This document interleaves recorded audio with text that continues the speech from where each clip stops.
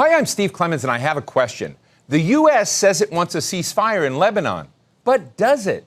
Let's get to the bottom line.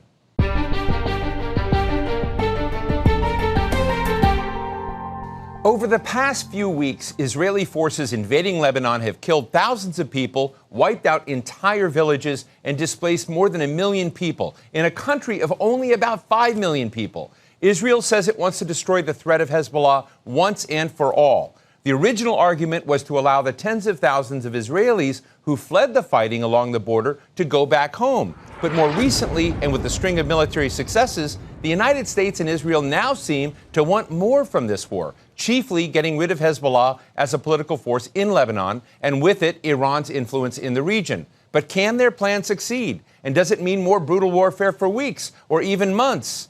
Today, we're talking with Ken Katzman, a longtime analyst on Iran with the Congressional Research Service and author of The Warriors of Islam, Iran's Revolutionary Guard. He's currently a senior fellow at the Soufan Center. And Hassan Mneimneh, founder of Middle East Alternatives, which focuses on civil society and Islamic groups across the region. Thank you to both of you for joining me today and helping us to understand the Rubik's Cube of what's going on with Lebanon, Israel, the broader Middle East, etc. But Hassan, I want to start with you. 2 months ago, Hassan Nasrallah, the longtime leader of Hezbollah, was assassinated, as well as his successor. And they had committed to keeping the war, the attacks on Israel going as long as the Gaza crisis was going. They've now been removed. So when it comes to a ceasefire between Israel and Hezbollah, what's getting in the way? Iran. But let's be clear about, especially when we talk about Hassan Nasrallah. Much of the support that Hezbollah enjoys in Lebanon, in much of the Shia community in Lebanon, but also far beyond, much of that support is not based on the ideological orientation of Hezbollah, nor on its connection with Iran. It's based on the charisma of Hassan Nasrallah. So the elimination of Hassan Nasrallah creates a serious dilemma for Iran. In a certain sense, the facade that through which Hassan Nasrallah was a decision maker, he had his own agency, meaning sort of he was not simply a puppet of Iran. Nonetheless, he served as the facade for Iran. He was Iran's man in Lebanon. Now that he's gone, Iran has to step in effectively and lead, even though behind the scenes with Naim Qassem being today the Secretary General, but nowhere with the same charisma. So effectively, what stands in the way of a ceasefire today are the commitments of Hassan Nasrallah. But let me ask you, Israel has succeeded in displacing 1 million people in Lebanon, has cleared enormous swaths of land and territory, destroyed entire villages, thousands of people are dead. What do you see as their objective right now? What is left to win at this moment? Well, that's exactly the question that the Lebanese ask, and they're not happy about what seems to be the answer. If the intent was to get rid of Hezbollah, well, much of that had been done. But if the intent is far beyond that, there seems, again, from a Lebanese perspective, the intent seems to destroy not just Hezbollah, but also really the society, the base of Hezbollah, A, and second, the south itself. The systematic destruction of villages in the south ushers, from the point of view of the Lebanese, a return to an occupation that the Lebanese suffered from, an occupation that effectively created Hezbollah as it ended up being. Yeah, Hezbollah indeed existed before, if you'd like, the unfolding of the occupation, but becoming what it became, Hassan Nasrallah becoming who he had become, was largely as a result of the brutal occupation.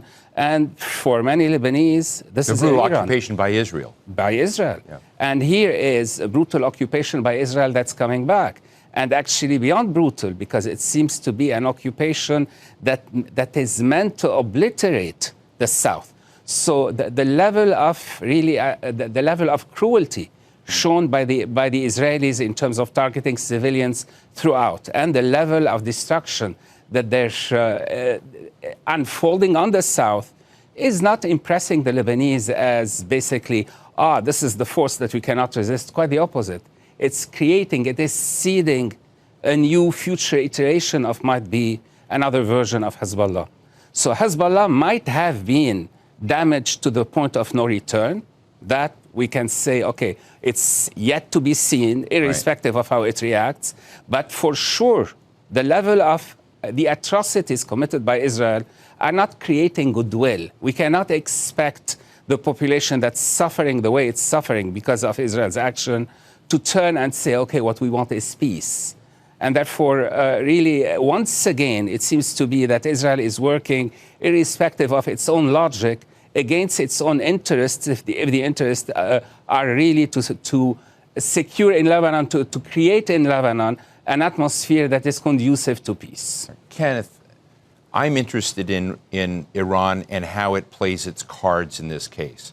Most powers that have proxies play those proxies. And what I'm hearing from Hassan is that Iran is the missing element with regards to a ceasefire. But I'm also interested in how close Iran actually wants to be to what's happening right now in Lebanon. What are your thoughts? Yeah, I'm not sure Iran at this point is an obstacle to a ceasefire. The Supreme Leader, Ali Khamenei, just sent one of his top aides, Ali Larijani, who was the longtime Speaker of the Iranian Parliament, to Syria and Lebanon.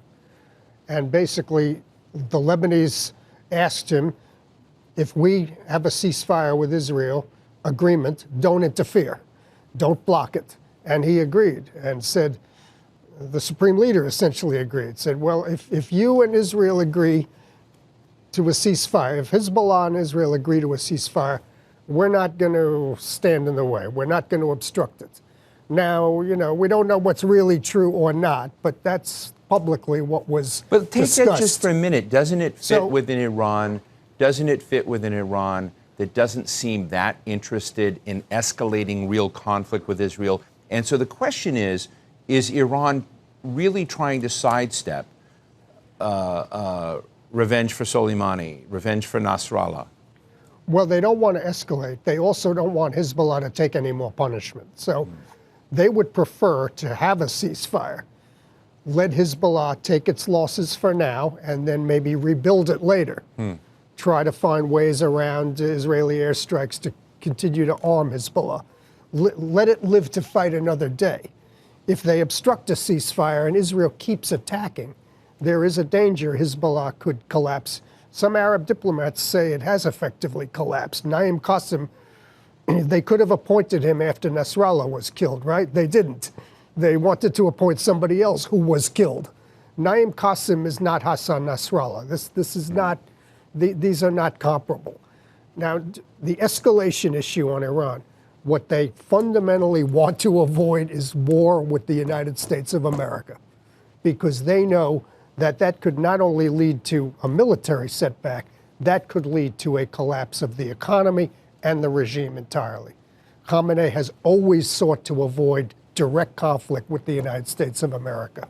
Well, let me go a step further on what you just said about wanting to give Hezbollah the opportunity to fight another day, rearm, etc. Isn't that exactly one of the fundamental tracks that Israel is saying absolutely no way? And for those of you that are following the negotiations, they want the right to continue to intervene and to be there. Hezbollah, of course, doesn't want that. But if you were thinking from Israel's shoes, wouldn't you want that ability? And that's why there's been no agreement. And it's the same with Gaza. Israel wants the ability to intervene repeatedly to make sure Hamas does not build back.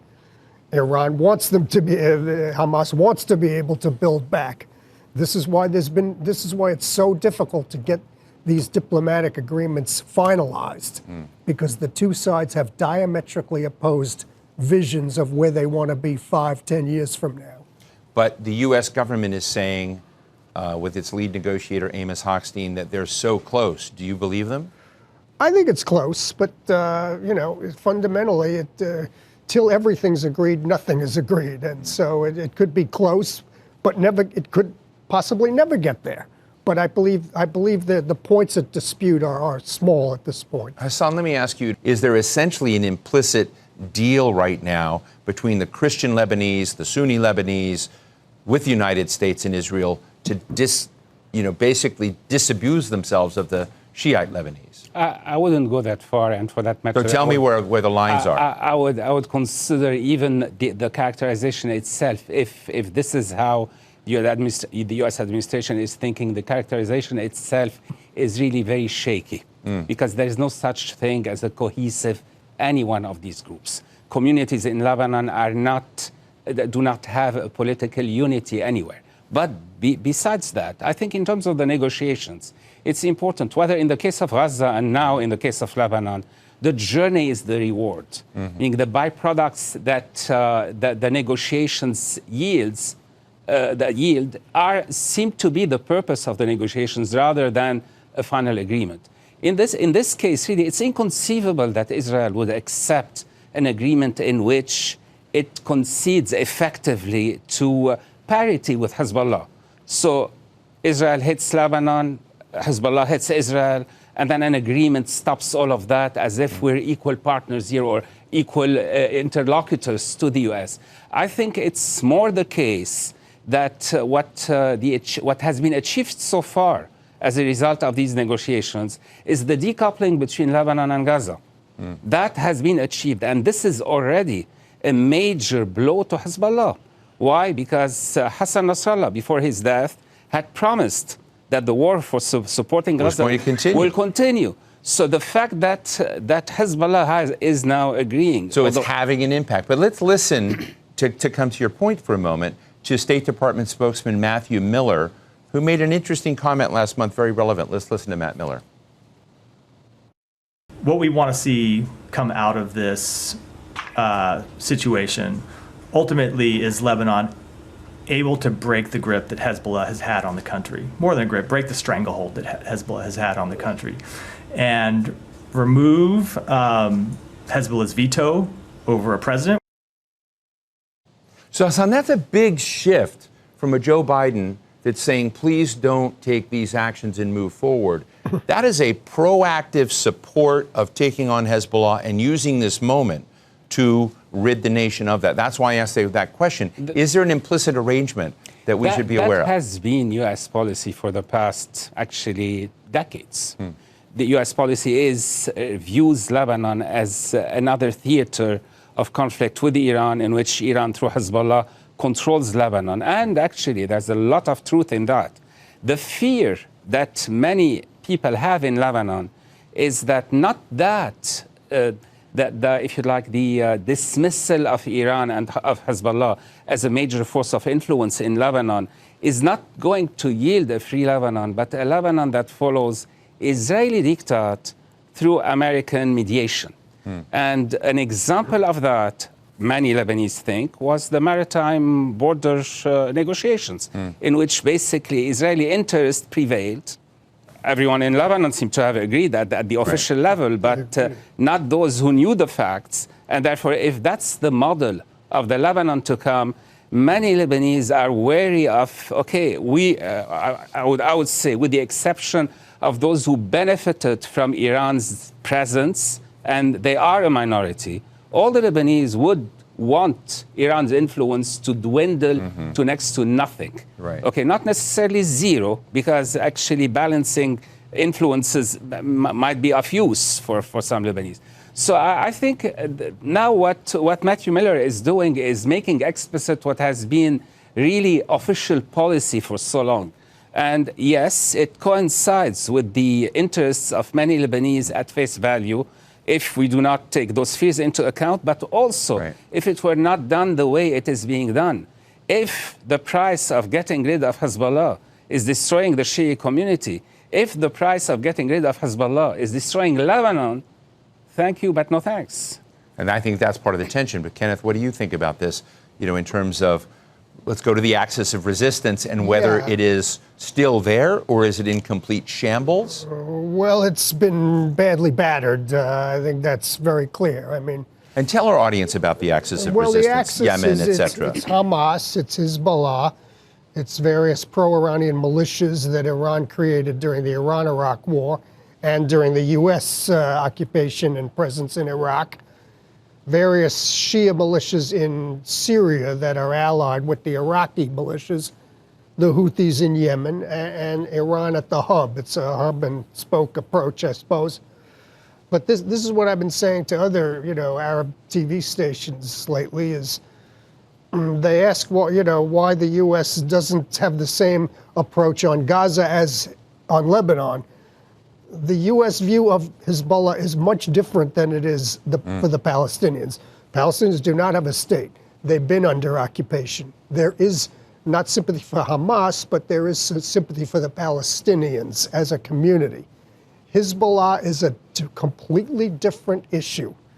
It's viewed, as you saw, Matthew Miller, it's viewed as an Iranian project in Lebanon. It's viewed as Iran taking Lebanon hostage. It's viewed from the Marine barracks. Remember, they bombed the Marine barracks. They bombed the U.S. Embassy. They killed Robert Steedham. They also ran for elections and got into, they're unusual in the sense that they were part of of political life and civic life in Lebanon. The U.S. is not opposed to them being a political party. The U.S. is not opposed to them giving out charity and having social charity organizations. The U.S. view is the Lebanese armed forces should be the only armed force in Lebanon under the command of the prime minister, the president, the parliament. Right. Not some independent army. So what is the state of that Lebanese armed forces? Well, it's weak. It's weak. I'll defer to my colleague, but the U.S. is we give assistance to it, but it's weak. It has, in the Civil War, it fractured. It can fracture again. It's brittle because of the different communities in it. And so the U.S. wants it to be stronger so that it can implement any agreement that is agreed to in South Lebanon. Hassan, do you see the dynamics of this leading to any kind of general stability or a different equilibrium that will be more stable? Or do you, I listen to you, and what I'm telling you, what it leads me to think is full-on civil war is coming. Possibility, but not necessarily the case. The risks are there, and they're largely due to the fact that there has been a serious disagreement in Lebanon over the past many decades now about the presence and the role of Hezbollah. The exception accorded to Hezbollah as an armed group, actually a militia, beyond the militia, a full-fledged army. Actually, the comparison that can be made here is that indeed Hezbollah was to Iran what the South Lebanon army was to Israel. Along the lines, in both cases, Lebanese, who are trained, equipped by an outside force, and who follow effectively the desires of that outside force. But that has changed considerably because since the killing of Soleimani, actually, since the assassination of Soleimani, Hassan Nasrallah assumed the role of the leader of the axis of resistance. So basically, even the relationship with Iran was no longer as straightforward, meaning sort of as Hezbollah itself would have conceded in the past. We wait for orders and we obey the orders. But all of a sudden, they seem to be giving orders and they seem to be setting strategy. But in any case, that's now the past. Really, one has to think about it as being the past. The future is where do we go from here? It depends on how the other Lebanese behave. And so far, all the Lebanese have been behaving rather well. I mean, the reception of those refugees, those internally displaced people who are moving from all over the south and the Bekaa to other places in Lebanon have been very well received. And I think this goodwill should be built upon in what comes next. But the political disagreements continues, and I do not see a Lebanese proposition that is really national, that is able to take Lebanon forward. Right. Relying on the United States, in my mind, is overrated because ultimately the United States is administrations that change, and the United States is about the United States and Israel. Right. Well, let's talk about that. Hassan just talked about a new administration coming in. Donald Trump is coming in. He will be president of the United States on January 20th, 2025. Yeah, I wouldn't want to convince audiences that Lebanon's going to be a focus of Mr. Trump's. Yeah. It's not. It's not. I mean, he wants it over before he even gets there. He would prefer. Now, but Iran is going to be a focus of Iran, China, Ukraine, Russia. Is Iran afraid of Donald Trump? Oh, yeah. Oh, they are very afraid of Donald Trump. He killed Soleimani. We talked about Qasem Soleimani. Maximum pressure.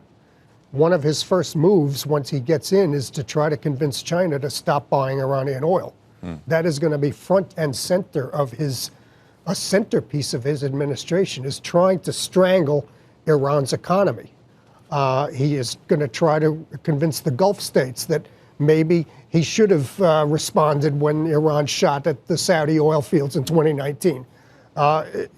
Look at who's appointed. All of them very hard line on Iran, extremely anti the Islamic Republic, uniformly. Now, Mr. Trump himself does not want another war. He does not want to get into a war. He wants to prevent and end wars. But if you look at the lineup, this is a lineup that is not going to tolerate an Iranian nuclear weapon and is going to squeeze Iran every which way from Sunday as they can. Hassan, Donald Trump's daughter's father-in-law is an automotive tycoon named Mossad Bolos. He's been going around the Middle East saying Trump's a peacemaker. Do you agree? I don't see it that way. In the case of the coming Trump administration, I think the focus is not going to be Lebanon. However, it can be at the detriment of Lebanon if indeed rushing into a solution that would fit Israel's interest and not Lebanon's interest, and not, for that matter, the Palestinian interest, is so tough. After all, we have to think of the deal of the century as the template that might be repeated in one form or another. And frankly, that deal of the century might look for someone who does not follow as if it has value, but actually it was a recipe for generational disaster. And even the Abrahamic Accords, in which basically we have Israel at peace with everyone in sight, except the Palestinians. While, as a matter of fact, it needs to be in peace first and foremost, and maybe solely with the Palestinians, because everything else derives from that. So if we're talking about an administration that will follow those same patterns of ignoring the fact that there's a Palestinian question, that's not going to be dismissed simply by wishing it to go away, A. And second, there is, in the case of Lebanon, a complicated situation. And no, Hezbollah is not merely a tool of Iran. Hezbollah is, after all, an indigenous and actual organic part of Lebanon, as you pointed out, as a result of the elections and all. And therefore, killing Hezbollah will not work. If the intent is to kill Hezbollah in order to secure peace in Lebanon, it won't work. It might seem to work, but then it would lead to a re-emergence of the same problems again, but with the new iteration will be hard. Well, Mideast analyst Ken Katzman and Hassan Mneimneh, thank you both so much for being with us today. Thank you so much. So what's the bottom line? Israel's stated plan is to go as long as it takes to re-engineer Palestinian and Lebanese society and root out every vestige of Hezbollah and Hamas. And if it takes displacing millions, killing thousands upon thousands, and starving the rest, well, that's okay. Anyone who points out the consequences of this path of chaos is deemed to be an enemy of Israel. And that includes the International Criminal Court, the United Nations, human rights defenders, you name it. America deployed hundreds of thousands of troops in forever wars in Afghanistan and Iraq, killing hundreds of thousands of people and not really creating much pro-American sentiment. Who would have thought that bombing people to death won't totally rewire societies and make them more happy and complacent? But as long as the U.S., Israel's biggest sponsor, regardless of which party is in power, allows it to operate without consequence, here we are. And that's the bottom line.